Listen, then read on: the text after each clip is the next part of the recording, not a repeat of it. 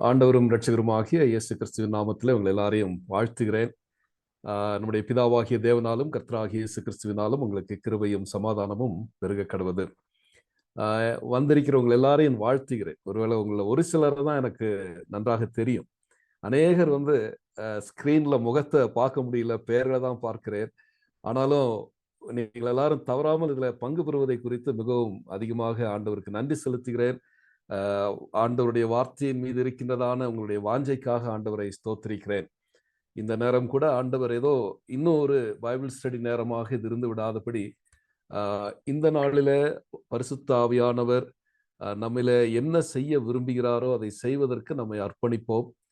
இந்த வேத பாட ஆராய்ச்சி முடிவில் மனமகிழ்ச்சியாக நாம் ஆண்டவருடைய வார்த்தையை ஏற்றுக்கொண்டவர்களாக சந்தோஷத்தை அவர் தருகிற தேவனாயிருக்கிறபடினால நம்முடைய வாழ்வில நறுமணத்தை தருகிறவர் கர்த்தர். ஆகவே அப்படிப்பட்ட ஒரு அருமையான ஒரு ஆவிக்குரிய அனுபவம் நம்முடைய வாழ்க்கையில ஆண்டவர் இந்த வேத பாட முடிவில் நமக்கு தர வேண்டும். ஆண்டவர் என்னோடு கூட எதை பேச விரும்புகிறார் என்கின்ற அந்த எதிர்பார்ப்போடு கூட நாம் காத்திருப்போமே, ஆனால் நம்ம ஏமாற்றுகிற தேவன் அல்ல. ஆகவே அவர் நம்முடைய வாஞ்சியையும் விருப்பத்தையும் நிறைவேற்றுகிற தேவனா இருக்கிறபடினாலே அந்த எதிர்பார்ப்போடு கூட இந்த வேத பாடத்திற்குள்ளாக நாம் கடந்து செல்வோம். தேவனாகிய கர்த்தர் இந்த உலகத்திலே தன்னுடைய ஊழியத்தை ஆண்டவர் ஆரம்பித்த பொழுது யோவான் சிறைச்சாலையிலே அவர் அடைக்கப்பட்டார் என்று அறிந்து தன்னுடைய ஊழியத்தை அவர் ஆரம்பித்தார் என்று நாம் அறிமுகத்திலே நாம் படித்தோம். அதே நேரத்தில் யோவான் விட்டு சென்ற அந்த பிரசங்கத்தின் தொடர்ச்சியாக மனம் திரும்புங்கள், பரலோக ராஜ்யம் சமீபத்திருக்கிறது என்கின்ற அந்த செய்தியை ஆண்டவர் பிரசங்கம் பண்ண ஆரம்பித்தார் என்று சொல்லியும் பார்த்தோம். ஆண்டவர் இந்த மலைப்பிரசங்கத்தை ஆரம்பித்து அதனுடைய உபதேசங்களை எல்லாம் தருவது அவருடைய பரலோக ராஜ்யத்தோடு கூட சம்பந்தப்படுத்தி தான் எல்லாமே அவர் போதித்தார். அந்த பரலோக ராஜ்யத்திற்கு சொந்தக்காரர்களாக இருக்கிறவர்கள் எல்லாருடைய வாழ்க்கையிலும் காணப்பட வேண்டிய குணாதிசயங்கள், அவர்கள் பின்பற்ற வேண்டிய பரலோக ராஜ்யத்தின் மதிப்பீடுகள், இவைகளை குறித்து அந்த மலைப்பிரசங்கம் முழுவதுமே ஆண்டவர் பிரசங்கிப்பதை நாம் பார்க்கிறோம். குறிப்பாக இந்த வாக்கிய வசனங்கள் அறிமுகமாக அவர் தன்னுடைய பிரசங்கத்தில் அவர் கூறும் பொழுது ஏதோ அதை நாம் எதிர்காலத்திலே அந்த பாக்கியமான நிலைமைக்கு செல்கின்றோம் என்று அவர் கூறவில்லை. பிளஸட் ஷால் பி என்று அவர் கூறாதபடி பிளஸட் ஆர் தோஸ் என்று நிகழ்கால அனுபவமாக அதை கூறுகிறார். அப்படியானால் இந்த பரலோக ராஜ்யத்திற்கு சொந்தக்காரர்களாக மாறுகிறவருடைய வாழ்க்கையில நிகழ்கால அனுபவம் இந்த பாக்கிய நிலைமை என்பதை நாம் மறந்துவிடக்கூடாது. ஆகவே இந்த இந்த இந்த பரலோக ராஜ்யத்தை குறித்து அவர் பிரசங்கிக்கும் பொழுது யூதர்கள் எதிர்பார்த்திருந்த அந்த ராஜ்யத்தினுடைய எதிர்பார்ப்பிற்கு முற்றிலுமாக மாறான ஒரு போதனையை ஆண்டவர் கொடுப்பதை நாம் பார்க்கிறோம். யூதர்கள் மேசியா என்பவர் வருவார், அவர் ரோம ராஜ்யத்தினுடைய அந்த அதிகாரத்திலிருந்து தங்களை விடுவித்து அரசியல் ரீதியான ஒரு சாம்ராஜ்யத்தை ஏற்படுத்த போகிறார் என்று எதிர்பார்த்து கொண்டிருந்தார்கள். வேதபாரகர், அவர்கள் பரிசேயர், இவர்களெல்லாம் என்ன நினைத்தார்கள்? ஆவிக்குரிய என்றால் சமய சார்பான ஒரு ராஜ்யத்தை நிறுவுவார் என்று அவர்கள் எதிர்பார்த்து கொண்டிருந்தார்கள். ஆனால் ஆண்டவராகிய இயேசு கிறிஸ்து தேவனுடைய ராஜ்யத்தை குறித்து அறிமுகப்படுத்தும் பொழுது ஒரு புரட்சிகரமான வெளிப்படுத்துதலை அவர் இந்த மலைப்பிரசங்கத்தின் மூலம் வெளிப்படுத்துவதை இந்த வசனங்களை நாம் படிக்கும் பொழுது நாம் புரிந்து கொள்ள முடியும். ஒருவேளை அவருடைய ராஜ்யத்தை குறித்து அவர் அறிமுகப்படுத்தும் பொழுது அந்த ராஜ்யத்துல அவர்கள் யார் யார் அந்த ராஜ்யத்தின் புத்திரர்களாக, இல்லை என்றால் அந்த citizens of the kingdom of God என்று சொல்லுகிறோமே, அப்படிப்பட்ட அந்த ராஜ்யத்தின் பிரஜைகள் யார் என்று சொல்லி பட்டியலிட்டு பார்ப்போமே, ஆனால் மிகவும் வினோதமான ஒரு பட்டியலை தான் நாம் பார்க்க முடியும்.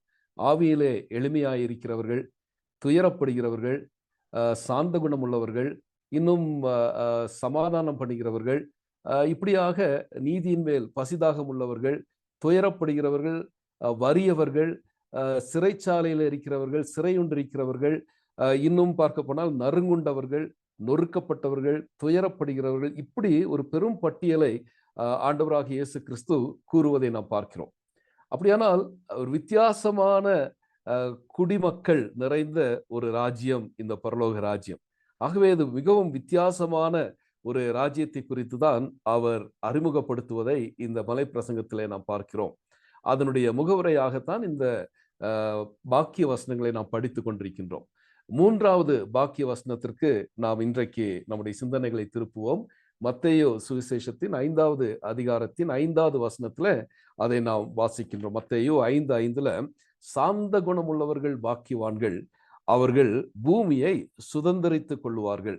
சாந்த குணம் உள்ளவர்கள் பாக்கியவான்கள், அவர்கள் பூமியை சுதந்தரித்துக் கொள்வார்கள். ஒருவேளை நாம் இந்த பகுதியை இந்த பாக்கிய வசனத்தை நாம் புரிந்து கொள்ள வேண்டுமானால் 8 விதமான கேள்விகளுக்கான பதிலை நாம் கண்டுபிடிக்கும் பொழுது இந்த பாக்கிய வசனத்தை ஒருவேளை நாம் ஆவியானவருடைய உதவினாலே ஒருவேளை நன்றாக நாம் அதை புரிந்து கொள்ள முடியும். முதல் கேள்வி, சாந்த குணம் என்றால் என்ன? முதல் கேள்வி, சாந்த குணம் என்றால் என்ன? பொதுவாக சாந்தம் என்று சொல்லும் பொழுது எதிலுமே தலையிடாதவர்கள், தங்களுடைய வேலையை மட்டும் பார்த்து கொண்டு போகிறவர்கள், எந்த பிரச்சனைக்கும் வராதவர்கள், ரொம்ப அமைதியானவர்கள் என்றெல்லாம் நாம் அதற்கு ஒரு விளக்கத்தை கொடுப்போம். ஆனால் சாந்தம் இல்லை என்றால் மீக் என்கின்ற அந்த வார்த்தை கிரேக்க மொழியில பிராஸ், PRAUS, பிராஸ் என்கின்ற அந்த வார்த்தையை அடிப்படையாக கொண்டுதான் இந்த சாந்தம் அல்லது மீக்னஸ் என்ற அந்த வார்த்தை உருவேற்பட்டிருக்கிறது. அப்படியானால் அதனுடைய அர்த்தம் மைல்ட், ஜென்டில் ஆர் சாஃப்ட், மிருதுவான, மென்மையான, சாந்தமான குணங்கள். இதைதான் அந்த மீக்னஸ் என்கின்ற அந்த வார்த்தை நமக்கு அர்த்தத்தை தருகிறது. ஆனால் சற்று ஆழமாக அதை நாம் சிந்திப்போமே ஆனால் வேத வல்லுநர்களுடைய ஆராய்ச்சியினுடைய வெளிப்பாடாக அவர்கள் கூறுவது என்ன என்று சொன்னால், meekness is the gentleness of the strong whose strength is under control. Meekness is the gentleness of the strong whose strength is in control. அதாவது மிகவும் வலிமையான ஒரு மனிதன் தன்னுடைய அந்த வலிமை தன்மையை அவருடைய கட்டுப்பாட்டுக்குள்ளாக வைத்துக் கொள்ளக்கூடிய மென்மையான அவருடைய சுபாவம், மென்மையான அவருடைய குணம். சக்தி வாய்ந்தவன், ஆனால் அந்த சக்தியை கட்டுப்பாட்டிற்குள்ளாக வைத்துக் கொள்ளக்கூடிய மென்மையான ஒரு குணம். இன்னும் அதை விளக்கி சொல்ல வேண்டுமானால், meekness is the gentleness of the powerful whose power is under control. மிகவும் சக்தி வாய்ந்த ஒரு மனிதன் தன்னுடைய சக்தியை தன்னுடைய கட்டுப்பாட்டிற்குள்ளாக வைத்துக் கொள்ளக்கூடிய மென்மையான ஒரு குணம். இன்னும் ஒரு விளக்கம் என்ன கூறப்படுகிறது என்று சொன்னால், meekness is the gentleness of the powerful authoritarian, gentleness of the authoritarian whose authority is under control. அதிகாரம் படைத்தவன் தன்னுடைய அதிகாரத்தை தன்னுடைய கட்டுப்பாட்டிற்குள்ளாக வைத்துக் கொள்ளக்கூடிய மென்மையான குணம். இதுதான் மீக்னஸ் என்று சொல்லி அங்கே நாம் பார்க்கிறோம். ஆனால் உலகம் இந்த சாந்த குணத்தை அவ்வளவாக மதிக்காது. உலகம் இந்த சாந்த குணத்தை ஒரு பலவீனம், இல்லை என்றால் ஒரு வலுக்குறைவான ஒரு நிலைமை என்று சொல்லி எளிதாக கூறிவிடுவார்கள். ஆனால் ஒரு மனிதனுடைய பலம், அந்த பலத்தை கட்டுப்பாட்டிற்குள்ளாக வைத்திருப்பதுதான் சாந்த குணம் என்பதை நாம் புரிந்து கொள்ள வேண்டும். இதற்கு ஒரு விளக்கமாக எவ்விதமாக கூறுகிறார்கள், சிங்கம் மிகவும் வலிமை வாய்ந்தது, பலம் வாய்ந்தது. அதை கொன்று விடுவதல்ல காரணம், ஆனால் அந்த சிங்கத்தை கட்டி வைப்பதினாலே அதனுடைய அந்த வலிமையை கட்டுப்பாட்டிற்குள்ளாக வைத்திருப்பதை குறித்து தான் இந்த மீக்னஸ் என்கின்ற அந்த வார்த்தையை நாம் புரிந்து கொள்ள வேண்டும் என்று ஒரு ஒரு ஒரு விளக்கம் கொடுக்கப்படுகிறது. அப்படியானால் இந்த சாந்த குணம் என்பது எதற்கு எதிர்மறையானது என்று சொல்லி நாம் பார்ப்போமே ஆனால், அது வன்முறைக்கும் பழிவாங்குதலுக்கும் எதிர்மறையானது. Meekness is opposite to violence and vengeance. சாந்த குணம் உள்ள ஒரு மனிதனுடைய வாழ்க்கையில வன்முறை காணப்படாது. அதே நேரத்துல பழிவாங்க வேண்டும் என்கின்ற நோக்கம் அந்த மனிதனுடைய வாழ்க்கையில காணப்படாது. ஸோ இது ஒரு சாந்த குணத்தினுடைய வெளிப்பாடு என்று சொல்லி நாம் புரிந்து கொள்ள வேண்டும். இந்த சாந்த குணத்தை பெற்ற ஒரு மனிதன் தனக்கு ஏற்பட்ட பாதிப்பை குறித்து கவலைப்படுகிறவனாக காணப்பட மாட்டான். ஏனென்றால் தன்னுடைய அதிகாரத்தை நிலைநாட்ட வேண்டும் என்று சொல்லி விருப்பப்படுகிறவனாகவும் இருக்க மாட்டான். அதே நேரத்தில் he will not nurture grudges. மற்றவர்கள் மீது ஒரு காழ்ப்புணர்ச்சியை தன்னுடைய வாழ்க்கையில வளர்த்தி கொண்டிருக்கக்கூடியவனும் இந்த சாந்த குணம் உள்ளவன் அல்ல.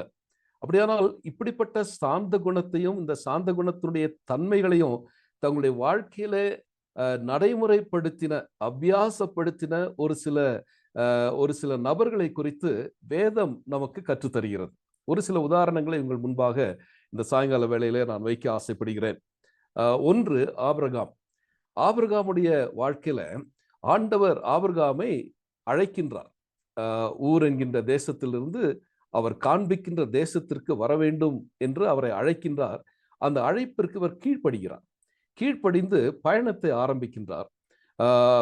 ஆதியாகமம் 13வது அதிகாரத்தில் வரும் பொழுது அங்கே ஆபிரகாமோடு கூட வந்த லோத்துனுடைய வேலைக்காரர்களும் ஆபிரகாமுடைய வேலைக்காரர்களும் இடையே ஒரு பெரிய சச்சரவு ஏற்படுகிறது. அங்கே ஒரு வாக்குவாதம் ஏற்படுகிறது, சண்டை ஏற்படுகிறது.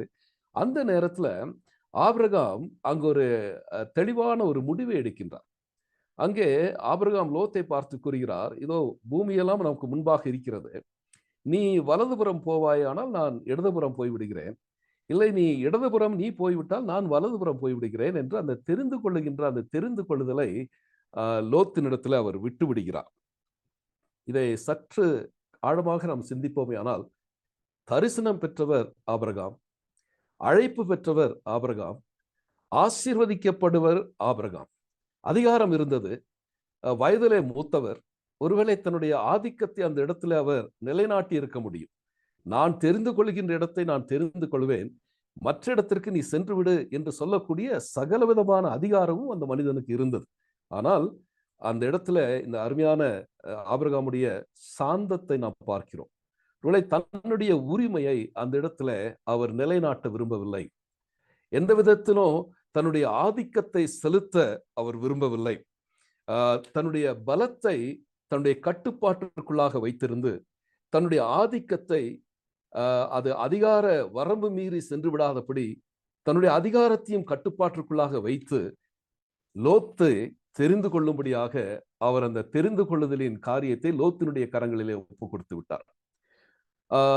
அதே நேரத்துல தன்னுடைய தெரிந்து கொள்ளுதலின் விருப்பத்தையும் விட்டுவிட அவர் தயாராக இருந்தார். அதை தனக்கென அதை பிடித்து கொண்டு அவர் நிற்கவில்லை. ஆனால் அதே நேரத்துல லோத்து தெரிந்து கொண்டு சென்றதுக்கு அப்புறம் நடந்த சம்பவம் மிகவும் முக்கியமானது. அங்கே 14வது வசனத்திலிருந்து 17வது வரைக்குமான வசனங்களில கர்த்தர் குறுக்கிடுகிறார். லோத்து தன்னுடைய சாந்த குணத்தை வெளிப்படுத்தின பொழுது கர்த்தர் அந்த இடத்துல வெளிப்பட்டு அவரை பார்த்து கூறுகிற காரியம், நீ நோக்கி பார்க்கிற இந்த பூமி முழுவதும் நான் உனக்கும் உன் சந்ததிக்கும் என்றைக்கும் இருக்கும்படி கொடுத்து உன் சந்ததியை பூமியின் தூளை போல பெருக பண்ணுவேன் என்று சொல்லி. So that direction came from God. ஆபிரகாமுடைய தெரிந்து கொள்ளுதல் தேவனால் அங்கே வழிநடத்தப்படுகிறது. எதனால் இது சாத்தியமாயிற்று? ஆபிரகாமுடைய சாந்த குணம். ஆபிரகாம் தன்னுடைய அதிகாரத்தை அங்கு துஷ்பிரயோகம் செய்யாதபடி, தெரிந்து கொள்ளுகின்ற அந்த தன்மையை தானாக அதை எடுத்து செய்யாதபடி, தனக்கு பலம் இருந்தும் அதிகாரம் இருந்தும் எல்லா நிலைமைகளிலும் தான் அதை தெரிந்து கொள்ளக்கூடிய எல்லா தகுதியும் இருந்தும் கூட அதை விட்டுவிடக்கூடிய அந்த மனப்பான்மை இருந்தது. இது சாந்த குணம். இரண்டாவது ஒரு உதாரணம் யோசேப்பு. யோசேப்புடைய சரித்திரம் நம்ம எல்லாருக்கும் நன்றாக தெரியும். விற்றுவிடப்பட்ட அந்த யோசேப்பு பார்வோனுடைய போத்திபாருடைய அரண்மனையில அவனுக்கு ஏற்பட்ட அந்த பெரிய சோதனையில கர்த்தருக்கென்று சாட்சியாக நின்றதனுடைய விளைவு சிறைச்சாலையில் அடைக்கப்பட்டார். ஆனால் அதன் பின்பு அவருடைய உண்மை தன்மையை ஆண்டவர் ஆசீர்வதித்து கர்த்தர் யோசேப்போட கூட இருந்தபடினாலே யோசேப்பை ஆண்டவர் உயர்த்துகிறார். ஆண்டவர் யோசேப்பு உயர்த்தி அந்த எகிப்து தேசம் முழுவதற்கும் யோசேப்பு அதிபதியாக மாறிவிடுகிறார். பெரிய பஞ்சம் வருகிறது. எல்லாரும் அந்த பஞ்சத்துல துன்பப்படும் பொழுது யோசேப்போடு கூட பிறந்தவர்கள் எகிப்து தேசத்துல தானியத்தை பெற்றுக்கொள்ள வேண்டும் என்று சொல்லி பயணித்து வருகிறார்கள். அங்கே அதிபதியை சந்திக்கின்றார்கள். அதிபதி அவர்கள் இனம் கண்டு கொள்ளவில்லை, ஆனால் அதிபதி வந்தவர்களை இனம் கண்டு கொண்டார். ஆதியாகமம் 42வது அதிகாரத்தின் 7வது வசனத்துல யோசேப்பு அவர்களை பார்த்து தன் சகோதரர் என்று அறிந்து கொண்டான் என்று சொல்லி அங்கே வாசிக்கின்றோம்.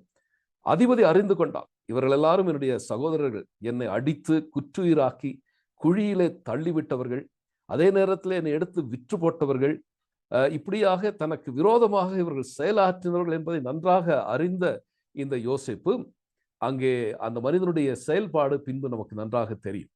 தன்னுடைய சகோதரர்கள் மீது இருந்த அன்பு, மனம் கசந்து அழுகிறான், தனியாக சென்று அழுகிறான், அவர்களுக்கு வேண்டிய எல்லாவற்றையும் கொடுக்கிறார், பின்பு தன்னை அவர் வெளிப்படுத்துகிறார். ஒருவேளை இது அதிகாரம் படைத்த யோசேப்பினுடைய ஒரு அணுகுமுறை.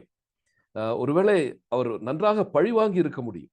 என்னை இவ்வளவாக என்னுடைய வாழ்க்கையை துன்பப்படுத்தி என்னை ஒடுக்கின இவர்களுக்கு பழிவாங்குவதற்கான சரியான நேரம் என்று சொல்லி பழிவாங்கி இருக்க முடியும். தன்னுடைய அதிகாரத்தை அந்த மனிதன் பயன்படுத்தி இருக்க முடியும். அவர்கள் மீது இருந்த அந்த காழ்ப்புணர்ச்சியினால அவர்களுக்கு பழிக்கு பழி வாங்கி இருக்க முடியும். ஆனால் அந்த இடத்துல அதை செய்யாமல் இருந்தது யோசேப்பினுடைய சாந்த குணம். ஒருவேளை தனக்கு ஏற்படுத்தப்பட்ட அந்த அந்த பயங்கரமான நிகழ்வுகளை குறித்து அவர் வருத்தப்படவில்லை. இதெல்லாம் தேவன் அனுமதித்தது என்று சொல்லி தன்னுடைய வாழ்க்கையை கர்த்தருக்கு ஒப்புவித்தபடினால அந்த இடத்துல தன்னுடைய சாந்தத்தை அந்த மனிதன் வெளிப்படுத்தினதை நாம் பார்க்கிறோம். ஆபிரகாம் ஒரு விதத்திலே சாந்தமுள்ள மனிதனாக காணப்பட்டார். யோசேப்பும் அவ்விதமாகவே சாந்தமுள்ள மனிதனாக காணப்பட்டார். அதற்கு பின்பு தாவீதை நாம் பார்க்கிறோம். தாவீதை ஆண்டவர் அபிஷேகம் பண்ணுகிறார், ராஜாவாக அவர் அபிஷேகம் பண்ணுகிறார். ஆனால் சவுல் ராஜாவாக இருந்து கொண்டிருக்கின்றார். சவுல் எவ்விதமாகிலும் தாவீதை கொன்றுவிட வேண்டும் என்று சொல்லி அவர் தீர்மானிக்கின்றார். பலவித தருணங்களிலே ஆண்டவர் தாவீதை தப்புவிக்கின்றார். 1 சாமுவேல் 24வது அதிகாரத்துல இந்த தாவீதும் அவருடைய மனிதர்களும் அந்த ஆட்டு தொழுவத்தில் பக்கத்தில் இருக்கின்ற ஒரு குகையில இருக்கிறார்கள். அங்கே சவுல் தனியாக வருகிறார். அங்கே தன்னுடைய கடமையை நிறைவேற்ற அந்த மனிதன் வந்த பொழுது கூட இருக்கிறவர்கள் தவறான ஆலோசனை கூறுகிறார்கள். நீ உம்முடைய ஆவியை, உம்முடைய உயிரை கொன்று விட வேண்டும் என்று இருக்கின்ற அந்த மனிதனை ஆண்டவர் உனக்கு தந்திருக்கிறார். ஆகவே நீ அவர்களை கொன்றுவிடு, அவனை கொன்றுவிடு, இது தருணம், இது ஆண்டவரால் தரப்பட்ட தருணம், கொன்றுவிடு என்று சொல்லி அப்படிப்பட்ட ஒரு தவறான ஆலோசனை அவருக்கு கொடுக்கப்படுகிறது. ஆனால் தாவீதோ ரகசியமாக மெதுவாக சென்று சவுலுடைய சால்வையின் ஓரத்தை மாத்திரம் கத்தரித்துக் கொள்கிறார். அதன் பின்பு அந்த மனிதனுடைய மனம் பதைத்தது என்று சொல்லி நாம் வாசிக்கின்றோம். 4வது 5வது வசனத்துல he was troubled in his heart. அவன் மனது அடித்து கொண்டிருந்தது.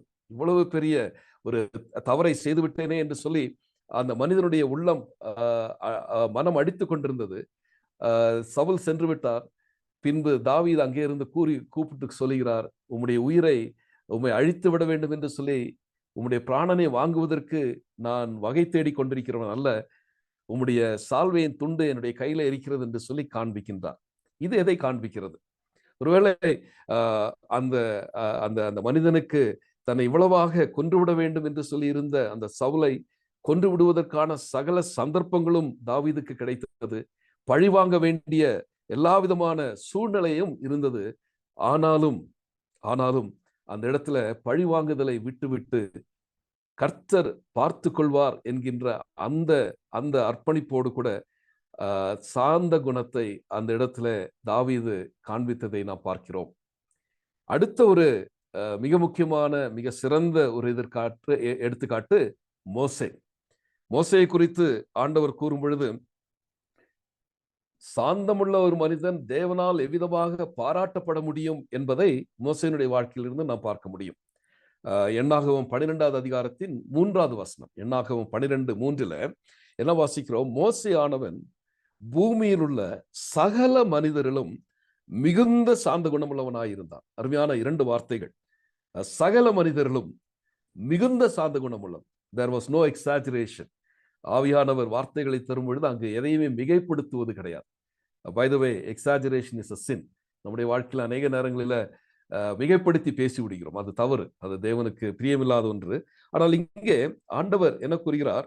மோசேயானவன் பூமியில் உள்ள சகல மனிதர்களும், இருக்கக்கூடிய அத்தனை மனிதர்களும் இந்த மனிதன் மிகவும் சாந்த குணமுள்ளவனாக இருந்தான் என்று சொல்லி ஆண்டவர் சாட்சி கூறுகிறார். ஒருவேளை இதனுடைய பின்னணியத்தை நாம் பார்க்கும் பொழுது, மோசே ஒரு எத்தியோப்பிய ஸ்திரியை விவாகம் பண்ணி விடுகிறார். இது அவருடைய சகோதரனும் சகோதரிக்கும், ஆரோனுக்கும் மிரியாமுக்கும் மிகப்பெரிய ஒரு எரிச்சலை உண்டாக்குகிறது. ஆகவே மோசைக்கு விரோதமாக அவர்கள் பேச ஆரம்பித்து விட்டார்கள். என்ன பேசுகிறார்கள்?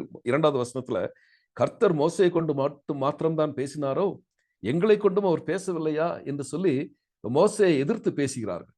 இது ஆண்டவருடைய பார்வைக்கு நலமானதாக தோன்றவில்லை. ஆகவே ஆண்டவர் என்ன செய்கிறார்? அவர்களை அழைக்கின்றார். 3 பேரையும் அழைக்கின்றார். அழைத்து விட்டு 7வது வசனத்தில் என்ன சொல்கிறார்? ஆசரிப்பு கூடாரத்தில் அவர்களை சந்திக்கின்றார். சந்தித்து கூறுகிறார் 7வது வசனத்துல, என் தாசனாகிய மோசே என் வீட்டில் எங்கும் உண்மையுள்ளவன், அங்கே சகல மனிதர்களும் மிகுந்த சாந்தமுள்ளவன் என்று சொல்லி ஒரு சாட்சி. இங்கே என்னுடைய வீட்டில் எங்கும் இந்த மனிதன் உண்மையுள்ளவன் என்கின்ற ஒரு சாட்சி. ஒருவேளை ஆண்டவர் நம்மை குறித்து என்ன சாட்சி கொடுக்கிறார் என்பது மிக முக்கியமான ஒரு கேள்வி. இந்த ராத்திரி வேளையில வேதத்தை திறந்து வைத்து ஆண்டவருடைய வார்த்தையை தியானித்துக் கொண்டிருக்கிறோம், நல்லது. ஆனால் ஆண்டவர் இப்படியாக என்னை குறித்து ஒரு சாட்சி கொடுக்க முடியுமா? ஆண்டவர் எல்லா மனிதர்களிலும் இந்த மனிதன் மிகவும் சாந்தமுள்ளவன் என்றோ, இல்லையென்றால் என் வீட்டில் எங்கும் இந்த மனிதன் உண்மையுள்ளவனாக காணப்படுகிறான் என்று ஒருவேளை ஆண்டவர் நம்மை குறித்து சாட்சி சொல்வாரே, ஆனால் அது நம்முடைய ஆவிக்குரிய வாழ்க்கைக்கு கிடைக்கின்ற மிகப்பெரிய ஆசீர்வாதம், மிகப்பெரிய ஆசீர்வாதம். இங்கே என்ன கூறுகிறார்? என் தாசனாகிய மோசே என் வீட்டில் எங்கும் உண்மையுள்ளவன். இப்படி இருக்க என் தாசனாகிய மோசைக்கு விரோதமாக பேச உங்களுக்கு பயமில்லாமற் போனது என்ன? தேவ மனிதனை குறித்த பயமில்லாதபடி பேசின அந்த வார்த்தைகளை தேவன் கண்டிக்கின்றார். அதன் பின்பு நடந்த சம்பவம் என்ன? ஆண்டவர் சென்று விடுகிறார். மிரியாம் குஷ்டரோகியாக மாறிவிடுகிறாள். அங்கே உடனே அவர்கள் அங்கே தாங்கள் செய்த குற்றத்தை குறித்து மனஸ்தாபப்படுகிறார்கள்.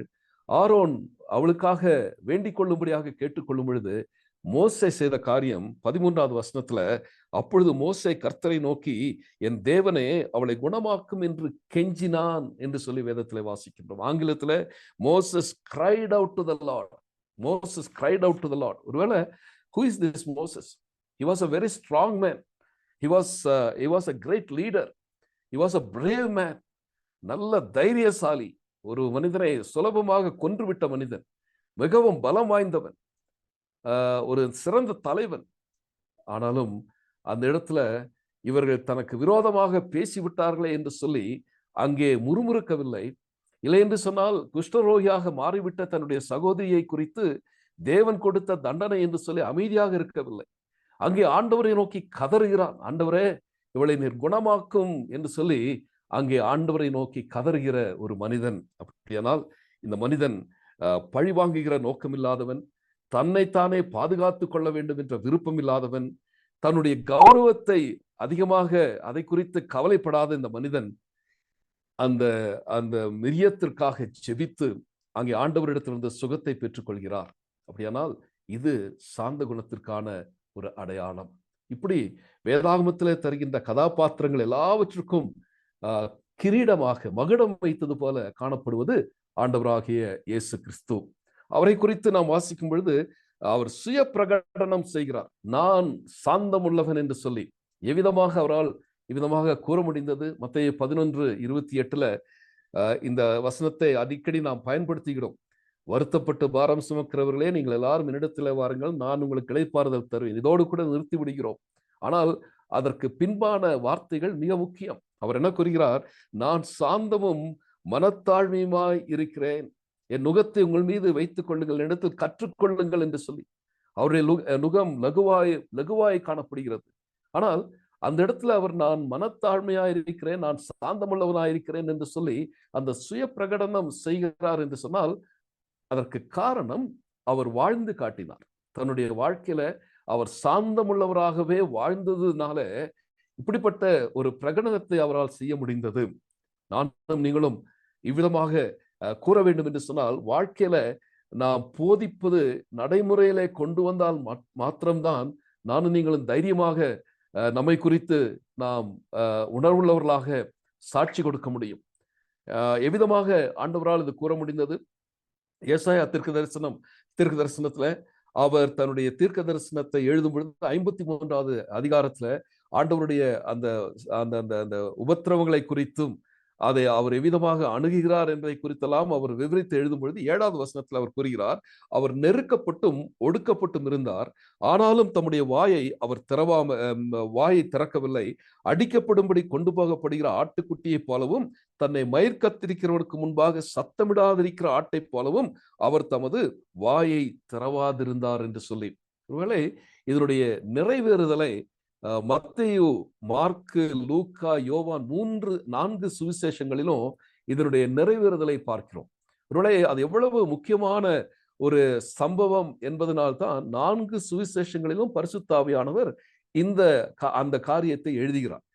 மத்தேயு 27வது அதிகாரத்தின் 12 14 வரைக்குமான வசனங்கள், மார்க்கு 15வது அதிகாரத்தின் 5வது வசனம், லூக்கா 23 8-9 வரைக்குமான வசனங்கள், யோவான் 19 8-10 வரைக்குமான வசனங்கள், மத்தேயு 27 12-14, மார்க்கு 15 5, லூக்கா 23 8-9 வரைக்கும், யோவான் 19 8-10 வரைக்கும். இந்த வசனங்களில பிரதான ஆசாரியரும் மூப்பரும் அவர் மேல் குற்றம் சாட்டுகையில் அவர் மாறுத்திரம் ஒன்றும் சொல்லவில்லை. அப்பொழுது பிலாத்து அவரை நோக்கி, இவர்கள் உண்மையில் எத்தனையோ குற்றங்களை சாட்டுகிறார்களே, நீ அவைகளை கேட்கவில்லையா என்றான். அவரோ ஒரு வார்த்தையும் மாறுத்திரமாக சொல்லவில்லை. அதனால் தேசாதிபதி மிகவும் ஆச்சரியப்பட்டார்.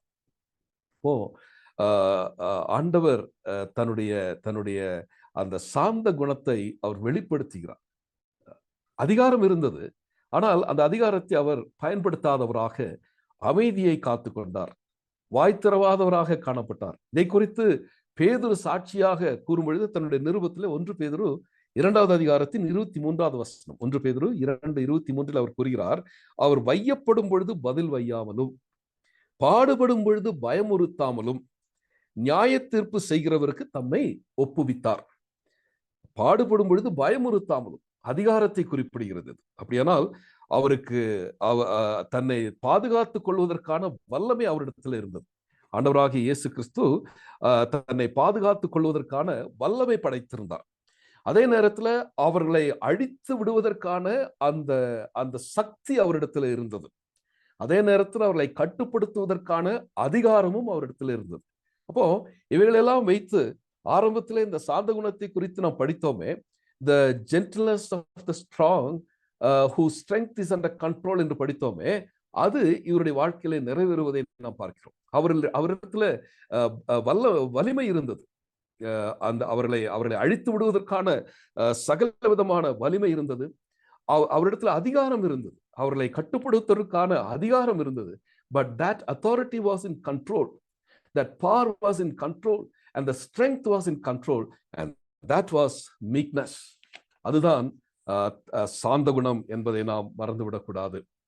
அடுத்தபடியாக நாம் பார்க்கின்ற ஒரு காரியம், இந்த சாந்த குணம் ஏற்கனவே நான் சொன்னது போல உலகம் இதை ஒரு பலவீனம் என்று சொல்லி எண்ணுகிறது. ஆனால் நம்முடைய குணத்திற்கு, நம்முடைய குணாதிசயங்களிலே காணப்பட வேண்டிய பலம் வாய்ந்த ஒரு குணம் சாந்த குணம் என்பதை நாம் மறந்துவிடக்கூடாது.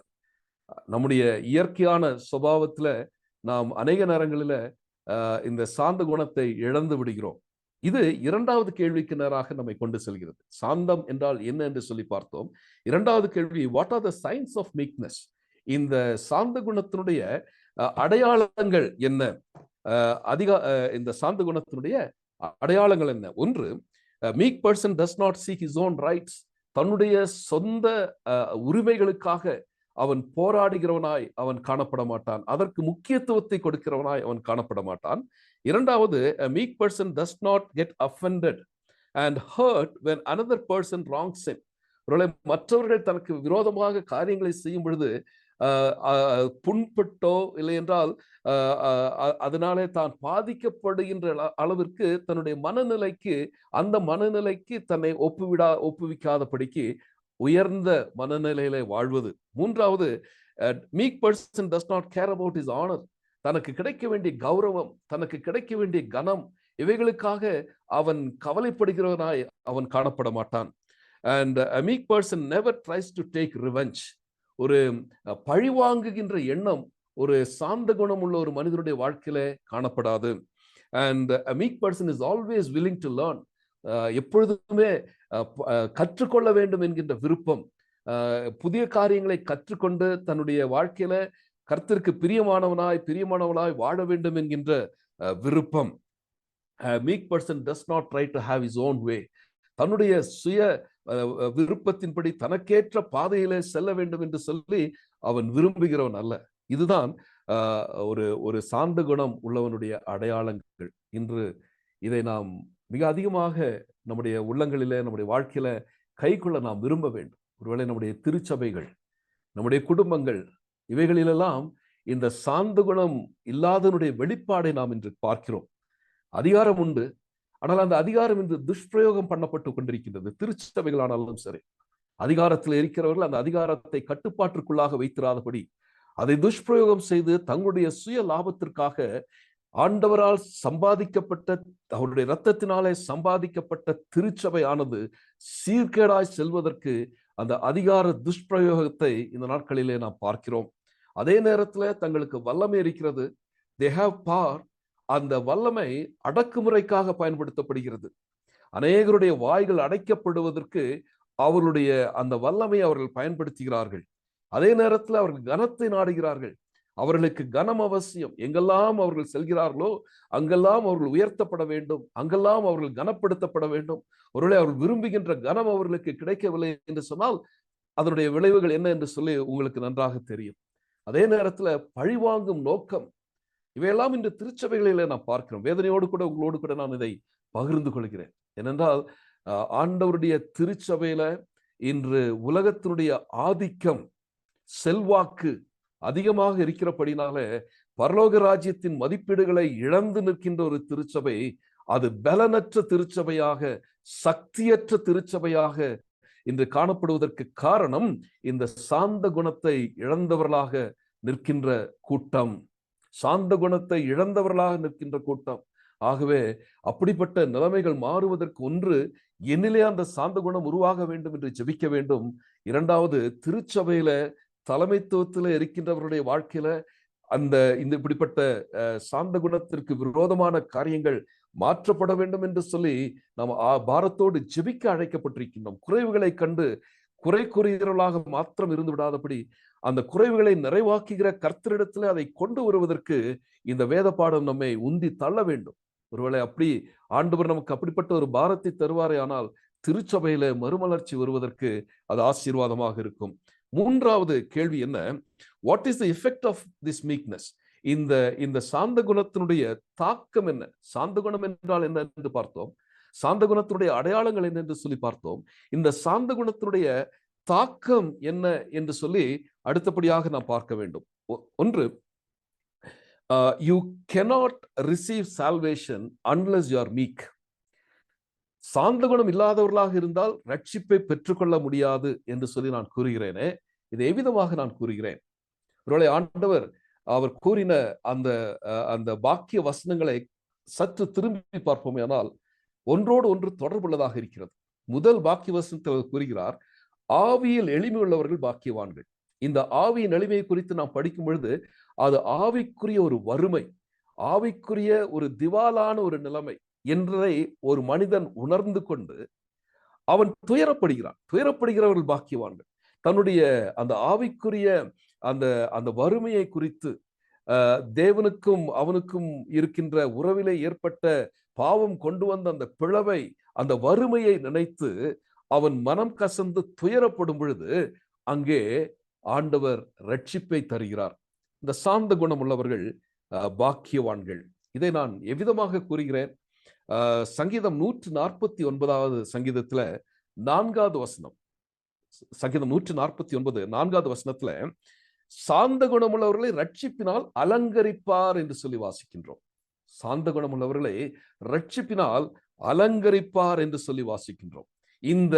இந்த ஆவிக்குரிய வறுமையும் துயரமும் ஒரு மனிதனை ரட்சிப்பினால் அலங்கரிக்கப்படுவதற்கு ஏற்ற விதத்துல அவனுக்குள்ளாக அந்த சாந்த குணத்தை, அவனுடைய அந்த தான் என்கின்ற அந்த ஆணவத்தை அவன் விட்டு ஆண்டவரிடத்தில் திரும்புகின்ற அந்த சாந்த குணத்தை பெற்றுக்கொள்வதை நாம் பார்க்கிறோம். ஆகவே சாந்த குணம் நம்முடைய ரட்சிப்பிற்கான ஒரு பலனை தருகிறது.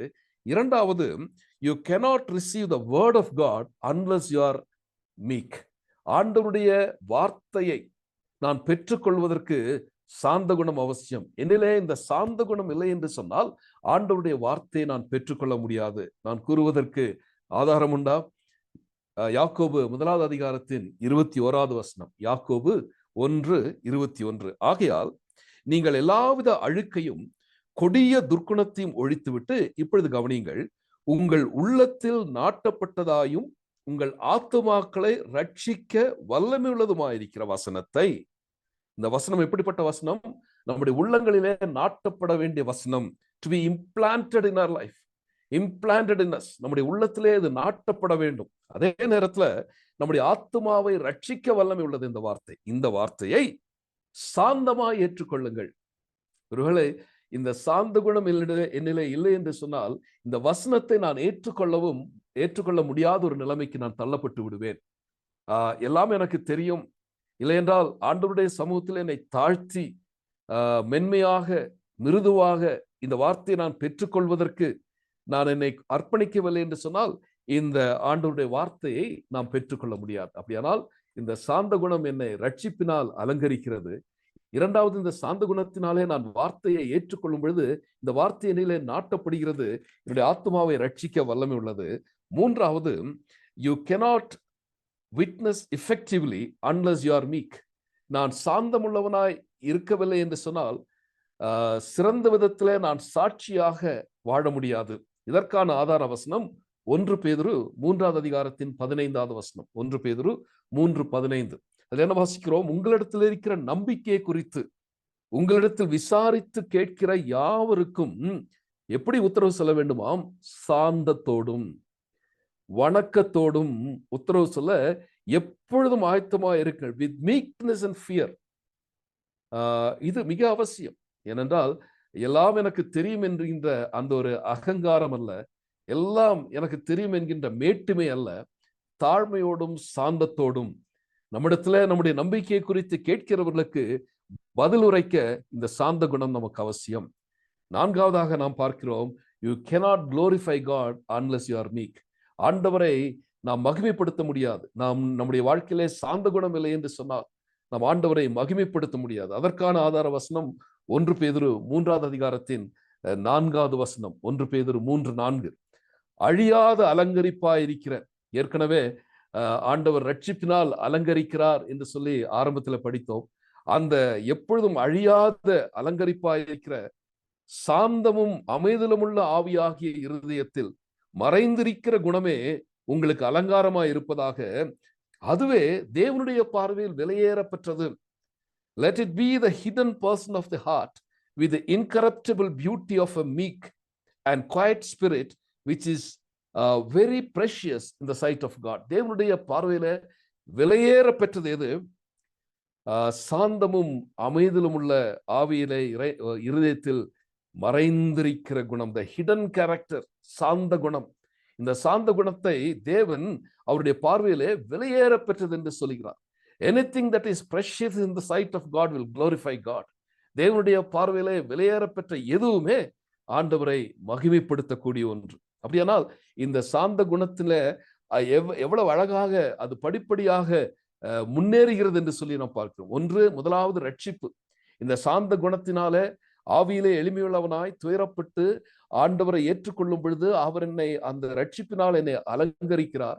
இரண்டாவது, தொடர்ந்து இந்த என்னுடைய உள்ளத்திலே நாட்டப்பட வேண்டிய இந்த வார்த்தையை நான் பெற்றுக்கொள்கிறேன் சாந்த குணத்தினால. அதனுடைய விளைவு என்னிடத்துல என்னுடைய விசுவாசத்தை குறித்து கேட்கிற யாவருக்கும் சாந்தத்தோடும் அமைதலோடும் சாட்சி பகர சாட்சியுள்ளவனாய் இருப்பதற்கு ஆண்டவர் பலன் அளிக்கிறார். அதனுடைய எல்லாவற்றுக்கும் மகுடம் வைத்தார் போல் நான் தேவனுக்கு பிரியமானவைகளை செய்வதற்கேற்ற விதத்துல அவரை நான் மகிமைப்படுத்துகிறவனாக இருக்கிறேன். இது சாந்த குணத்தினுடைய விளைவுகள். இது 4வது கேள்விக்கு நம்மை அழைத்து செல்ல வேண்டும். அப்படியானால் 4வது கேள்வி என்ன? ஹவு டு ஐ நோ ஐ அம் மீக்? நான் சாந்த குணம் உள்ளவனாய் இருக்கிறேன் என்பதை எப்படி நான் அறிந்து கொள்ள முடியும்? To I experience self control? என்னுடைய வாழ்க்கையில சுய கட்டுப்பாடோடு கூட வாழ்கிறேனா? என்னுடைய பலன் என்னுடைய கட்டுப்பாட்டுக்குள்ளாக இருக்கிறதா? என்னுடைய சக்தி என்னுடைய கட்டுப்பாட்டுக்குள்ளாக இருக்கிறதா? எனக்கு கிடைக்கின்ற அதிகாரம் என்னுடைய கட்டுப்பாட்டுக்குள்ளாக இருக்கிறதா? இவைகளை எல்லாம் சட்டென்று எனக்குள்ளாக கோபமும் எரிச்சலும் வந்துவிடுகிறது என்று சொன்னால் நான் சார்ந்த குணம் உள்ளவன் என்று என்னை நானே கூறிக்கொள்ள முடியாது. இரண்டாவது, மற்றவர்கள் என்னை கேலி செய்யும் பொழுது, இல்லை என்றால் அவர்கள் என்னிலே குறை கண்டு கொள்ளும் பொழுது, how do I react to that? நான் அதை சாந்தமாக ஏற்றுக்கொள்கிறேனா, இல்லை என்றால் அது என்னை பாதிக்கும்படியாக அதற்கு நான் இடமளிக்கிறேனா? ஆண்டவர் அநேக நேரங்களிலே நம்மை உருவாக்குவது நாம் எவ்விதமாக எதிர்வினை ஆற்றுகிறோம் என்பதை பொறுத்துதான் நம்முடைய ஆவிக்குரிய வாழ்க்கையை நாம் எடை போட முடியும். I always used to say, your Christianity is not based on your action, but on your reactions. Actions பல நம்ம செஞ்சிடலாம், பல காரியங்களை நாம் செய்து விடலாம். ஆனால் எதிர்வினை முக்கியம். என்னை ஒருவர் குற்றப்படுத்தும் பொழுது, என்னை ஒருவர் தாக்கும் பொழுது, என்னுடைய சுயம் அங்கு உடைக்கப்படுகிறதா, இல்லை சுயம் என்னை ஆளுவதற்கு நான் ஒப்புக் கொடுக்கிறேனா என்பது மிக மிக அவசியம். ஒருவேளை மற்றவர்களிடத்துல என்னுடைய அதிகாரத்தை செலுத்த வேண்டும் என்று சொல்லியோ, இல்லை என்றால் எனக்கு கனத்தை பெற்றுக்கொள்ள வேண்டும் என்று சொல்லியோ நான் முற்படுவேனே, ஆனால் என்னிலே சாந்த குணம் இல்லை என்பதை தெளிவாக நான் புரிந்து கொள்ள வேண்டும். ஆகவே how do I know I am meek? இவைகளெல்லாம் என்னுடைய வாழ்க்கையில காணப்படுகிறதா என்பதை நான் தற்பரிசோதனை செய்து, ஒருவேளை ஆண்டவர் என்னிலே இந்த குறைவுகள் காணப்படுகிறது என்று சொல்லி என்னை உணர்த்துவாரே ஆகில் அதை நான் சரி செய்து கொள்வேனே, ஆனால் அந்த சாந்த குணத்தை நான் பெற்று அதிலே வளர முடியும். இது 5வது கேள்விக்கு நேராக என்னை வழி நடத்த வேண்டும். என்ன? What is this blessedness of meekness? இந்த சாந்த குணத்தை நான் பெற்றிருக்கிறேனே, இதனுடைய ஆசீர்வாதம் என்ன? அதைத்தான் அங்கே வாசிக்கிறோம். சாந்த குணம் உள்ளவர்கள் பாக்கியவான்கள், அவர்கள் பூமியை சுதந்திரித்துக் கொள்வார்கள் என்று சொல்லி. இதை நாம் புரிந்து கொள்ள வேண்டும். பூமியை சுதந்திரித்துக் கொள்வார்கள் என்று சொன்னால் கண்களினால் காண்கின்ற இந்த பூமியை சுதந்திரித்துக் கொள்வதைத்தான் ஆண்டவர் கூறுகிறாரா? அந்நாட்களிலே யூதர்கள் அவர்கள் ஆண்டவருடைய பெரிதான ஆசீர்வாதத்தை, இப்படிப்பட்ட பூமியை சுதந்திரித்துக் கொள்வதை சார்ந்து அவர்கள் ஆண்டவருடைய ஆசீர்வாதத்தை அறிந்து கொண்டிருந்தார்கள். இஸ்ரேல் மக்களை அவர் வழி நடத்தினார். அவர்கள் வாக்குத்தத்தம் பண்ணப்பட்ட பூமியை சுதந்திரித்துக் கொள்வார்கள் என்பது அவருடைய எதிர்பார்ப்பு. அந்த வாக்குத்தத்தம் பண்ணப்பட்ட கானான் தேசத்தை அவர்கள் சுதந்திரித்துக் கொண்ட பொழுது அது அவர்களுக்கு ஒரு கிரீடத்தை போல அவர்களுக்கு காணப்பட்டது. ஆனால் ஆண்டவர் அதை உண்மையாகவே அதைத்தான் கூறினாரா என்று சொல்லி நாம் கவனிக்க வேண்டும். ஏற்கனவே ஜோஷுவா அந்த ஆரம்பத்தில் அந்த சங்கீதத்தை கூறினார். சங்கீதம் 37:11 சாந்த குணமுள்ளவர்கள் பூமியை சுதந்திரித்து மிகுந்த சமாதானத்தினால் மனமகிழ்ச்சியாய் இருப்பார்கள். அதாவது ஆண்டவர் தருகிற ஆசீர்வாதங்கள் அது சமாதானத்தையும் மனமகிழ்ச்சியும் தருகிறது. அது பூமியை சுதந்திரித்துக் கொள்வதற்கு காரணமாக அமைகிறது என்று சொல்லி அவர்கள் நினைத்திருந்தார்கள். abundance of peace, அந்த சமாதானத்தின் முழுமையான சமாதானமும் சந்தோஷமும் பூமியை சுதந்திரித்துக் கொள்வதனாலே பெற்றுக்கொள்ள முடியும் என்று சொல்லி அவர்கள் யோசித்துக் கொண்டிருந்தார்கள். ஆண்டவராகிய இயேசு கிறிஸ்துவின் நாட்களிலே யூதர்கள் பொதுவாக அந்த பழைய ஏற்பாட்டை தான் அவர்கள் படித்துக் கொண்டிருந்தார்கள். அப்போ இந்த ஒரு ஆசீர்வாத நிலைமையை அவர்களுக்கு விளக்கி காண்பிப்பதற்கு, பரலோக ராஜ்யத்தின் கண்ணோட்டத்தோடு கூட அவர்கள் புரிந்து கொள்வதற்கு அவர் பயன்படுத்தின ஒரு வார்த்தை பூமியை சுதந்திரித்துக் கொள்வார்கள் என்று சொல்லி. இப்போ ஆண்டவராக இயேசு கிறிஸ்து இந்த காரியத்தை கூறும் பொழுது சாந்த குணம் உள்ளவர்கள் எல்லாம் பூமியில பல பல சொத்துக்களை சேர்த்துக் கொள்வார்கள் என்றோ, இல்லையென்றால் பல நிலங்களை அவர்கள் தங்களுக்கு என்று சொந்தமாக்கிக் கொள்வார்களோ என்பது அதனுடைய பொருள் என்று சொல்லி நாம் எடுத்துக்கொள்ள முடியாது. ஏனென்றால் அவருடைய பின்னணியம் பரலோக ராஜ்யத்தை குறித்தது. அப்படியானால் இந்த சாந்த குணம் உள்ளவர்கள் சுதந்திரிக்க போக வேண்டிய பரம கானானை குறித்து அவர் கூறினார் என்று சொல்லிதான் இதை நாம் புரிந்து கொள்ள வேண்டும். இந்த பரம கானானில அவர்கள் இந்த சுதந்திரத்தை பெற்றுக்கொள்வதற்கு காரணம் உண்டு. என்னென்றால் ஆதியிலே தேவன் மனிதனை படைத்த பொழுது பூமியை சுதந்திரித்து ஆண்டு கொள்ளும்படியான அதிகாரத்தை கொடுத்திருந்தார். ஆனால் பாவம் அந்த மனிதனை அந்த சுதந்திரத்தை இழந்து விடும்படியாக செய்துவிட்டது. that was paradise lost. அந்த பரதீசை அவன் இழந்து விட்டான். ஆனால் என்று அவன் ஆவிக்குரிய வறிய நிலைமையில, ஆவிக்குரிய திவாலான நிலைமையில, துயரத்தோடு தன்னுடைய பாவத்தை குறித்த தன்னை அதிகமாக அழுத்துகின்ற இந்த பாவ சுமையிலிருந்து அவன் விடுதலை அடைய வேண்டும் என்று சொல்லி ஆண்டவரை நோக்கி அவன் மனஸ்தாபப்பட்டு மனம் திரும்பின பொழுது ஆண்டவர் அந்த பரதீசை அவனுக்கு திரும்ப தருகிறார். the paradise regained. அவன் திரும்பவுமாக அந்த பூமியை சுதந்திரித்துக் கொள்வதற்கான அந்த ஒரு பெரிய ஆசீர்வாதத்தை ஆண்டவர் அவனுக்கு கொடுக்கின்றார். அப்படியானால் இந்த இந்த இந்த ஆசீர்வாதம், இந்த சுதந்திரம் பரலோக ராஜ்யத்தை சம்பந்தப்பட்டது என்பதை நாம் புரிந்து கொள்ள வேண்டும். உலக பிரகாரமான பூமியை சுதந்திரித்துக் கொள்வது சாந்த குணம் உள்ளவர்களுக்கு கிடைக்கின்ற பாக்கியம் என்று சொல்லி ஒருவேளை நாம் நினைத்து அதன்படி நாம் முன்னேறி செல்வோமே, ஆனால் தவறு இழைத்து விடுவோம். அது நமக்கு ஏமாற்றத்தை தந்துவிடும். ஆகவே இந்த இந்த இந்த புரிதல் எவ்விதமாக இருக்க வேண்டும்? இது பரலோக ராஜ்யத்தின் சுதந்திரத்தை குறித்து. ஏனென்றால் அந்த புதிய எருசலேம் பரலோகத்திலிருந்து இறங்கி வருகிறது என்று சொல்லி வெளிப்படுத்தின விசேஷத்திலே நாம் வாசிக்கிறோம். அந்த புதிய பூமியை நாம் சுதந்திரித்துக் கொள்வதற்கு சாந்த குணம் நமக்கு அவசியம். இது 6வது கேள்விக்கு நேராக நம்மை வழிநடத்த வேண்டும். 6வது கேள்வி என்ன? How do we own this inheritance? இதை எப்படி நாம் சொந்தமாக்கி கொள்ள முடியும்? இந்த சுதந்திரம். சாந்த குணம் உள்ளவர்கள் என்று சொல்லிவிடுகிறோம், நல்லது. ஆனால் இந்த சாந்த குணம் உள்ளவர்கள் இந்த பூமியை சுதந்திரித்துக் கொள்வார்கள் என்று சொன்னால் அதை எப்படி நாம் சுதந்திரித்துக் கொள்ள முடியும்? முதலாவது, நாம் தேவனுடைய பிள்ளைகளாகும் பொழுது மட்டும்தான் இதை சுதந்திரித்துக் கொள்ள முடியும். யோவான் 1:12 படி, அவருடைய நாமத்தின் மேல் விசுவாசம் உள்ளவர்களாய் அவரை ஏற்றுக்கொண்டவர்கள் எத்தனை பேர்களோ அத்தனை பேர்களும் தேவனுடைய பிள்ளைகளாகும்படி அவர்களுக்கு அதிகாரம் கொடுக்கப்பட்டிருக்கிறது என்று சொல்லி வாசிக்கிறோம். அதிகாரம் படைத்தவர்கள் பிள்ளைகளாகும்படியாக. எப்படிப்பட்ட பிள்ளைகள்? அதை புரிந்து கொள்வதற்கு எபேசியருக்கு எழுதின நிருபத்திலே பவுல் 1வது அதிகாரத்தின் 6வது வசனத்தில் அதை விளக்குகிறார். எபேசியர் 1:6 தம்முடைய தயவுள்ள சித்தத்தின்படியே நம்மை இயேசு கிறிஸ்து மூலமாய் தமக்கு ஸ்வீகார புத்திரராகும்படி முன்குறித்தார். தேவன் நம்மை அவருடைய ஸ்வீகார புத்திரராகும்படி, அடாப்டட் சன்ஸ், தத்தெடுக்கப்பட்டவர்களாக தேவன் நம்மை முன்குறித்தார். அவருடைய தயவுள்ள சித்தத்தின்படி முன்குறித்தார். ஆரம்பத்தில் எப்படி இருந்தோம்? எபேசியர் 2வது அதிகாரத்தில் வாசிக்கிறோம், நாம் கோபாக்கினின் பிள்ளைகளாக இருந்தோம், கீழ்ப்படியாமையின் பிள்ளைகளாக இருந்தோம். இது தேவனோடும் தேவனுக்கும் நமக்கும் இருந்த உறவை நாம் விட்டுவிட்டதினாலே கிடைத்த ஒரு ஒரு ஒரு ஒரு ஒரு தவறான ஒரு நிலைமை. கோபாக்கினின் பிள்ளைகள்,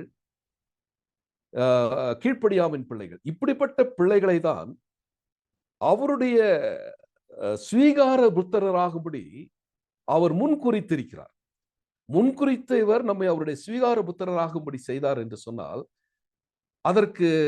அதற்கான ஒரு ஆதார வசனம் ரோமர் 8:15. ரோமர் 8:15 என்ன வாசிக்கிறோம்? அந்தபடி திரும்பவும் பயப்படுவதற்கு நீங்கள் அடிமைத்தனத்தின் ஆவியை பெறாமல் கவனியுங்கள், அப்பா பிதாவே என்று கூப்பிட பண்ணுகிற புத்திர ஸ்வீகாரத்தின் ஆவியை பெற்றீர்கள். அவருடைய நாமத்தின் மேல் விசுவாசம் உள்ளவர்களா அவருடைய பிள்ளைகளானோம். எப்படிப்பட்ட பிள்ளைகள்? ஸ்வீகார புத்திரராகும்படியான அந்த ஸ்வீகார புத்திரராகும்படியான அந்த ஒரு அந்த நிலைமைக்கு ஆண்டவர் நம்மை கொண்டு வருகிறார். அதனுடைய விளைவு அவரை அப்பா பிதாவே என்று சொல்லி நாம் அழைக்கிறோம். அந்த ஆவியை நாம் பெற்றுக்கொள்கிறோம். அப்போ இது என்ன செய்கிறது? சுதந்திரத்திற்கு எதுவாக நம்மை வழி நடத்துகிறது. ஒரு பிள்ளை என்று சொன்னால் அவனுக்கு சுதந்திரம் உண்டு. உலக பிரகாரமாகவே நாம் பார்க்கிறோம். ஆவிக்குரிய பிரகாரத்துல நமக்கு சுதந்திரம் உண்டா?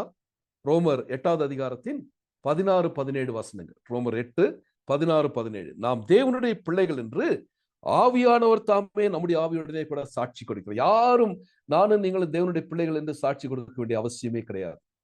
தேவ ஆவியானவர் நம்முடைய ஆவியுடனே கூட சாட்சி கொடுக்கிறார். என்ன? நாம் தேவனுடைய பிள்ளைகள் என்று சொல்லி.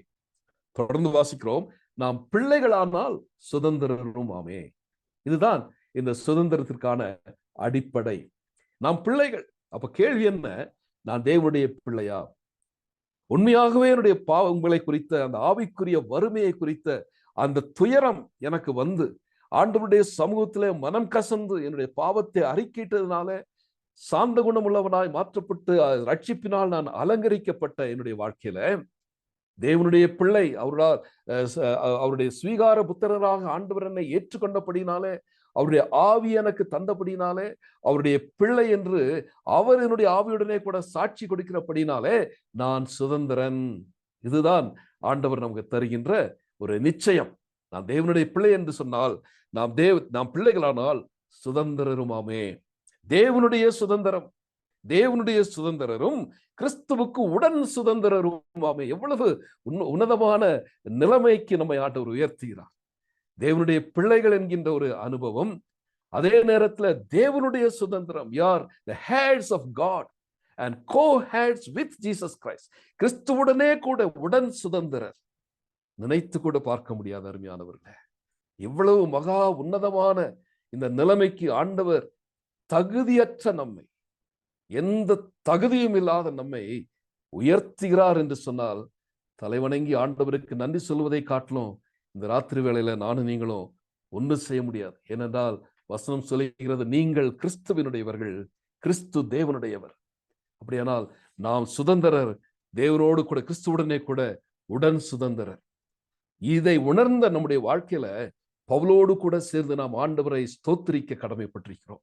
இந்த வசனங்களை நாம் தியானித்துக் கொண்டிருக்கின்ற வேளையில ஏற்கனவே சொன்னது போல உள்ளம் தேவனுக்கு முன்பாக பணிந்து அவரை ஸ்தோத்திரிக்க இந்த வசனங்கள் நம்ம ஏவவில்லை என்று சொன்னால் இன்னும் நம்மில குறைவுகள் உண்டு என்றுதான் அர்த்தம். கொலோசியருக்கு அப்போஸ்தலனாகிய பரிசுத்த பவுல் தன்னுடைய கடிதத்தை எழுதும் பொழுது 1வது அதிகாரத்தின் 12வது 13வது வசனத்துல மிக அழகாக கூறுகிறார். என்ன கூறுகிறார்? ஒளியில் உள்ள பரிசுத்தவான்களுடைய சுதந்திரத்தில் பங்கடைவதற்கு. அருமையானவர்களே, அந்த காலத்திலே வாழ்ந்து கொண்டிருந்த நம்மை ஆச்சரியமான ஒளியினிடத்திற்கு வரவழைத்த அவருடைய புண்ணியம் வேறு ஒன்றுமே கிடையாது. ஆண்டவருடைய புண்ணியம். அந்த காலத்திலிருந்து அவருடைய ஆச்சரியமான ஒளியினிடத்திற்கு வரவழைக்கப்பட்டோம். பாவிகள் என்கின்ற அந்த தலைப்பு நீங்கி பரிசுத்தவான்கள் என்கின்ற தலைப்பை ஆண்டவர் நமக்கு தருகிறார். அந்த ஒளியில் உள்ள பரிசுத்தவான்களுக்கு ஒரு சுதந்திரம் வைக்கப்பட்டிருக்கிறது. அப்படியானால் அந்த ஒளியில் உள்ள பரிசுத்தவான்களுடைய சுதந்திரத்தில் பங்கடைவதற்கு, டு பி பார்டேக்கர்ஸ், பங்கடைவதற்கு நம்மை தகுதி உள்ளவராக்கின்றோம். நம்மிலே எந்த தகுதியும் கிடையாது. ஆனால் அந்த தகுதியை தந்தவர் பிதாவாகிய தேவன். அந்த தகுதியாக்கினவரும் இருளின் அதிகாரத்தினின்று நம்மை விடுதலையாக்கி தமது அன்பின் குமாரனுடைய ராஜ்யத்திற்கு உட்படுத்தினவருமாயிருக்கிற பிதாவை ஸ்தோத்திரிக்கிறோம். இது நம்முடைய ஸ்தோத்திரமாக மாற வேண்டும். ஆண்டவரே, இருளின் அதிகாரத்திலே வாழ்ந்து கொண்டிருந்த என்னுடைய வாழ்க்கையை ஒளிக்கு நேராக நீ கொண்டு வந்து பரிசுத்தவான்களுக்காக வைத்திருக்கிற அந்த சுதந்திரத்திலே பங்கடைவதற்கு என்னை தகுதிப்படுத்தினீரே, உமக்கு நன்றி ஆண்டவரே.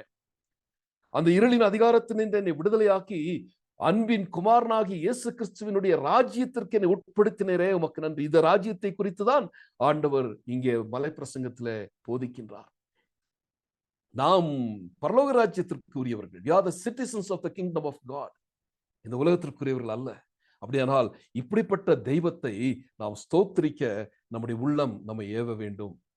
அப்படியானால் இந்த இந்த இந்த இந்த இந்த சுதந்திரத்தை நாம் எப்படி சொந்தமாக்கிக் கொள்கிறோம் என்று அறிந்த நாம் 7வது கேள்விக்கு செல்கிறோம். What kind of inheritance is this? எப்படிப்பட்ட சுதந்திரம் இந்த சுதந்திரம்? ஆண்டவர் அற்புதமாக என்னை விடுவித்து, இருளின் அதிகாரத்திலிருந்து விடுவித்து, ஒளியில் உள்ள பரிசுத்தவான்களோடு கூட அவருடைய சுதந்திரத்திலே பங்கடைய செய்கிறார். அவருடைய ராஜ்யத்திற்கு என்னை உட்படுத்தினார் என்று சொன்னால் இந்த சுதந்திரம் எப்படிப்பட்ட சுதந்திரம்?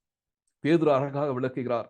1 பேதுரு 1வது அதிகாரத்தின் 3-4 வசனங்களிலே அங்கும் அவர் பிதாவாகிய தேவனை ஸ்தோத்திரிக்கின்றார். இந்த சுதந்திரத்திற்காக ஸ்தோத்திரிக்கின்றார். பவுல் எவ்விதமாக ஸ்தோத்திரித்தாரோ அவ்விதமாகவே பேதுருவும் ஸ்தோத்திரிக்கிறார். ஒரு சீஷனின் அடையாளம். அவர் என்ன கூறுகிறார்? நம்முடைய கர்த்தராகிய இயேசு கிறிஸ்துவின் பிதாவாகிய தேவனுக்கு ஸ்தோத்திரம் உண்டாவதாக. ஏன்? அவர் இயேசு கிறிஸ்து மரித்தோரிலிருந்து எழுந்ததினாலே அழியாததும் மாசற்றதும் வாடாததுமாகிய சுதந்திரத்திற்கு ஏதுவாக ஜீவனுள்ள நம்பிக்கை உண்டாகும்படி தமது மிகுந்த இரக்கத்தின்படி நம்மை மறுபடியும் ஜனிப்பித்தார். நம்முடைய வாழ்க்கையை அழகாக சித்தரித்து படம் பிடித்து காண்பிக்கின்றார். ஆண்டவராகிய இயேசு கிறிஸ்து மரித்தோரிலிருந்து எழுந்ததினாலே இந்த ரட்சிப்பு எனக்கு கிடைத்திருக்கிறது. இந்த மறுபடியும் பிறக்கின்ற அனுபவம் அவருடைய இரக்கத்தினாலே எனக்கு கிடைத்திருக்கிறது. அந்த இரக்கத்தினாலே கிடைத்த அந்த மறுபடியும் பிறந்த அனுபவம் எனக்கு ஒரு ஜீவனுள்ள நம்பிக்கையை தருகிறது. என்ன ஜீவனுள்ள நம்பிக்கை? ஒரு சுதந்திரத்தை ஆண்டவர் எனக்காக வைத்திருக்கின்றார். எப்படிப்பட்ட சுதந்திரம்? அழியாததும் இன்கரப்டிபிள், மாசற்றதும் அன்டிஃபைல்ட், வாடாததும் does not fade away. இப்படிப்பட்ட சுதந்திரத்தை தான் ஆண்டவர் நமக்கு வைத்திருக்கிறார். அழியாதது, cannot decay. எங்கோ வாசித்தேனோ இல்லை என்றால் கேள்விப்பட்டேனோ தெரியவில்லை, இவ்விதமாக அதை நான் புரிந்திருக்கிறேன். Incorruptible meaning cannot decay, which means it is death proof. It is death proof. Undefiled, nothing can dim its purity. அதனுடைய பரிசுத்த தன்மையை ஒன்றுமே மங்கி செய்து விட முடியாது. Sin proof. 3வது, does not fade away, never suffer variation in beauty. Time proof. இப்படிப்பட்ட அருமையான இந்த சுதந்திரம் இந்த சுதந்திரத்தை தான் ஆண்டவர் தந்திருக்கிறார். எதற்காக தேவனை ஸ்தோத்திரிக்கின்றார் பேதுரு. இப்படிப்பட்ட சுதந்திரத்தை பெற்றுக்கொண்ட நான் கடைசியான அந்த 8வது கேள்விக்கு செல்கிறேன். What is the guarantee of this inheritance? இவ்வளவு சுதந்திரத்தை நான் பெற்றுக்கொள்கிறேனே, சாந்த குணமுள்ளவனாக இருக்கிறேன், அந்த சாந்த குணத்தினாலே எனக்கு கிடைக்கின்ற பூமியை சுதந்திரித்துக் கொள்கின்ற இந்த சுதந்திரத்தை குறித்தெல்லாம் நான் படித்து விட்டேனே. ஆனால் வாட் இஸ் த கேரண்டி? என்ன நிச்சயம், என்ன உத்தரவாதம்? இந்த சுதந்திரத்திற்கு என்ன உத்தரவாதம்? இங்கேதான் நாம் பார்க்கிறோம் பிதா, குமாரன், பரிசுத்த ஆவியாக திரியேக தெய்வத்தினுடைய அந்த உத்தரவாதத்தை நாம் பார்க்கிறோம். எப்படி பார்க்கிறோம்? எபேசியர் 1வது அதிகாரத்தின் 13-14 வசனங்கள் இதோடு சொல்லி நான் முடித்து விட விரும்புகிறேன். அவர் கூறுகிறார், நீங்களும் உங்கள் ரட்சிப்பின் சுவிசேஷமாகிய சத்திய வசனத்தை கேட்டு விசுவாசிகள் ஆன போது வாக்குத்தத்தம் பண்ணப்பட்ட பரிசுத்தாவினாலே முத்திரை போடப்பட்டீர்கள். You have been sealed with the Spirit of God. The day you received the gospel of your salvation, ரட்சிப்பின் சுவிசேஷமாகிய அந்த சத்திய வசனத்தை கேட்டு விசுவாசிகளான பொழுது பரிசுத்தாவினால் முத்திரை போடப்பட்டீர்கள். எதற்காக? 14வது வசனத்துல அவருக்கு சொந்தமானவர்கள், நீங்களும் நானும் தான். அவரால் முத்திரை போடப்பட்ட அவருக்கு சொந்தமானவர்கள் என்ற அந்த முத்திரை போடப்பட்ட சொந்தமானவர்கள் அவருடைய மகிமைக்கு புகழ்ச்சியாக மீட்கப்படுவார்கள் என்பதற்கு ஆவியானவர் நம்முடைய சுதந்திரத்தின் அச்சாரமாயிருக்கிறார். He is the deposit guarantee of our inheritance. எவ்வளவு ஆச்சரியமாக இருக்கிறது! பிதாவாகிய தேவன் நம்மை தகுதிப்படுத்துகிறார் அந்த சுதந்திரத்திற்கு. கொலோசியர்ல வாசித்தபடி ஒளியிலுள்ள பரிசுத்தவானுடைய சுதந்திரத்திற்கு பங்கடைவதற்கு நம்மை தகுதிப்படுத்தினவர் பிதாவாகிய தேவன். குமாரனாகிய தேவன் என்ன செய்கிறார்? அழியாததும் மாசற்றதும் வாடாததுமாகிய அந்த சுதந்திரத்தை தான் மரித்தோரிலிருந்து உயிர்த்தெழும்பினாலே அவர் நமக்கு தருகிறார். பரிசுத்த ஆவியாகிய தேவன் என்ன செய்கிறார்? அதை காத்து கொள்கிறார். மீட்கப்படும் நாளுக்காக, மகிமைக்கு புகழ்ச்சியாக அந்த ஆவியானவர் நம்முடைய சுதந்திரத்தின் அச்சாரமாக இருக்கின்றார். அருமையானவர்களே, இந்த சாந்த குணத்தை தான் நானும் நீங்களும் வேண்டி விரும்பி பெற்றுக்கொள்ள ஆண்டவர் விரும்புகிறார். முதலாவது கேள்வி, what is meekness? It is the gentleness of the strong whose strength is under control. It is the gentleness of the powerful whose power is under control. It is the gentleness of the authoritarian whose authority is under control. The சாந்த குணம் நமக்கு அவசியம். What are the signs of meekness? படித்தோம். எனக்கு என்ன அதிகாரத்தை நான் வைத்து விடாதபடி, அதிகார துஷ்பிரயோகம் செய்யாதபடி, என்னுடைய மற்றவர்கள் என்னை தாக்கும் பொழுது அதன் நிமித்தமாய் நான் பாதிக்கப்பட்டு விடாதபடி அழகான முன்னுதாரணங்களை நாம் பார்த்தோம். ஆபிரகாமை போல, யோசேப்பை போல, தாவீதை போல, மோசேயை போல, கர்த்தராகிய இயேசு கிறிஸ்துவை போல என்னுடைய வாழ்க்கை மாற வேண்டும். What is the effect of this meekness? ஒருவேளை நான் ரட்சிக்கப்படுவதற்கு இந்த தாழ்மை அவசியம். ஆண்டவருடைய வார்த்தை அதை பெற்றுக்கொள்வதற்கு, என்னிலே நிலைநாட்டப்படுவதற்கு இந்த சாந்த குணம் அவசியம். ஆண்டவருக்காக சாட்சி பகருவதற்கு இந்த சாந்த குணம் அவசியம். ஆண்டவரை மகிமைப்படுத்துவதற்கு இந்த சாந்த குணம் அவசியம். Then what is the blessedness of this meekness? சுதந்திரம், ஒரு சுதந்திரத்தை பெற்றுக்கொள்கிறோம். And how do we own this inheritance? அவருடைய பிள்ளைகளாகும்படி, அவருடைய சுவீகார புத்திரராகும்படி அவர் நம்மை தெரிந்து கொள்ளப்படினாலே இந்த சுதந்திரத்திற்கு நாம் பங்காளிகளாக மாறிவிடுகிறோம். And how do we own this inheritance? And what kind of an inheritance is this? வாடாதது, அழியாதது, மாசற்றது, எல்லாவற்றுக்கும் மேலாக வாட் இஸ் த கேரண்டி? திருத்துவ தெய்வத்தில் ஒருவரான பரிசுத்த ஆவியானவரே நமக்கு இதனுடைய உத்தரவாதத்தை தருகிறார். அதனுடைய விளைவு ஆவியின் கனியாகிய சாந்தத்தை நம்முடைய வாழ்க்கையில நாம் பெற்றுக்கொள்ள ஆண்டவர் உதவி செய்வார். அருமையானவர்களே, இப்படிப்பட்ட கிருபையை ஆண்டவர் நமக்கு தருவதற்காக ஆண்டவருடைய சமூகத்துல தலைகளை தாழ்த்துவோம். கிருபை மிகுந்த எங்கள் பரமபிதாவே, இந்த அருமையான இரவு வேளைக்காக நாங்கள் நமக்கு நன்றி செலுத்துகிறோம். ஆண்டவரே, உம்முடைய வார்த்தை எங்களுக்கு எவ்வளவு அருமையாக இருக்கிறது சுவாமி. ஆண்டவரே, உம்முடைய வார்த்தைகள் ஜீவன் உள்ளதாக இருப்பதற்காக உமக்கு நன்றி. இந்த வார்த்தையினாலே நீர் எங்களை மறுபடியும் ஜெனிப்பித்த பொழுது ஆண்டவரே, நீர் எங்களுக்காக வைத்திருக்கிற இவ்வளவு மகா பெரிய பாக்கிய நிலைமையை ஆண்டவரே நாங்கள் நினைவு கூறும் பொழுது சுவாமி, தலைவணங்கி நாங்கள் உமக்கு நன்றி செலுத்துகிறோம். பிதாவாகி தேவன் எங்களை முன்குறித்தீரே சுவாமி, உம்முடைய ஸ்வீகார புத்திரராக உம்முடைய முன்குறித்தீரே. முன்குறித்த நீர் ஆண்டவரே எங்களை நீர் தகுதிப்படுத்தினீர். ஒளியில் உள்ள பரிசுத்தவானுடைய சுதந்திரத்திற்கு நாங்கள் பங்குள்ளவர்களாக வேண்டும் என்று சொல்லி ஆண்டவரே நீர் முன்குறித்ததற்காக உமக்கு நன்றி. குமாரனாகிய தெய்வமே, நீர் எங்களுக்காக உம்முடைய இரத்தத்தை சிந்தி மரித்தோரிலிருந்து நீர் உயிரோடு எழுந்ததினாலே சுவாமி, அழியாததும் வாடாததும் மாசற்றதுமாகிய இந்த சுதந்திரத்திற்கு ஏதுவாக நீர் எங்களை தகுதிப்படுத்தினீரே. அந்த செயலை நீர் செய்து முடித்தீரே. உமக்கு நன்றியோடு ஸ்தோத்திரிக்கிறோம். பரிசுத்த ஆவியாகிய ஆண்டவரே, உமக்கு நாங்கள் நன்றி செலுத்துகிறோம்.